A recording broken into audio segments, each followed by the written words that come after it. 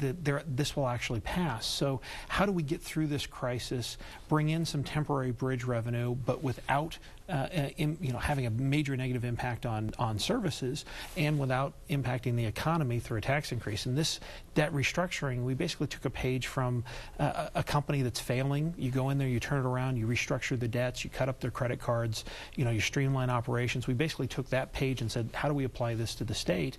We can bring in $1.1 billion to as much as $3 billion. Without getting too much into the fine details here, it sounds like you want no more sweeps of funds, and you want to go ahead and refinance, a one-time refinancing of existing debt.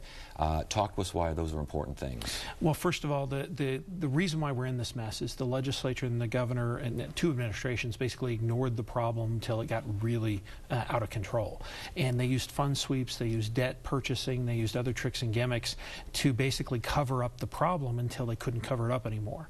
By eliminating fund sweeps, it actually reinforces good behavior. Right now, an agency that saves money is rewarded by having that money taken from them. That doesn't make any sense. This says that they can't take that money. If they want to borrow it, they can. They got to pay interest. Same thing with debt restructuring. Right now, we have a constitutional debt limit of $350,000. But the state has $4.5 billion of general fund debt. Obviously, our current constitutional debt limit is meaningless. So what we're saying is, let's go back, let's fix that and say any future debt issuance, the voters need to approve it. And let's approve a refinancing of this existing debt. No additional debt service, no additional cost to taxpayers.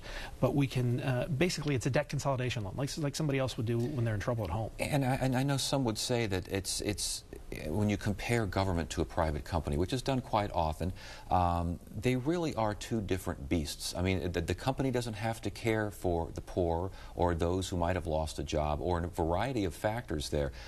Cutting and tightening the belt and all those sorts of things make perfect sense for a company. How much sense do they make for a government where you have a lot of folks dependent on a lot of services? Well, and that's the reason why I brought this forward as an option, because the legislature is about to look at contingencies. What happens if the tax increase fails? And right now it's losing in the polls. This is a real possibility. Well, the only option right now is to do major cuts. Well, this is a way that you could, if you go this route, bring in some one-time bridge revenue, cover the additional shortfall without doing additional cuts beyond what they already have to do. So this is a third option, essentially a middle way between the two. And this is a way that you say would keep the state from having to sell off state property. Well, not only would we not have to sell off state property, we'd actually get to buy back the capital. We buy back all these buildings that were just sold. And this is vitally important, because right now Arizona is being compared with California as being fiscal mismanagement. If we pass something like this and we say, look, we understand our problem, we're restructuring our debts, we're buying back our capital, that says, hey, Arizona's getting its act together, and maybe it's a good place to invest. But Arizona also is being compared to other states in terms of not spending enough on education, not spending enough on certain services, these sorts of things. And it doesn't look like the budget is calling for a heck of a lot of increases along those areas where you can increase or decrease. It's not locked up already in voter protection funds. How do you balance that out? How do you get that quality of life where it needs to be and also be attractive to business by way of finances?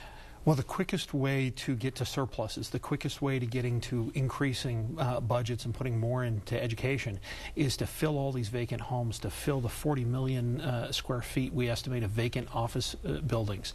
You can't do that when your budget is so out of balance that investors are saying, I don't care how much of a credit you give us. I'm not moving there because you can take it away tomorrow.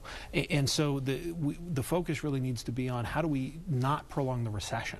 And that's you can't raise taxes enough to cover what just getting a few more people into homes would be. Before we let you go, last question.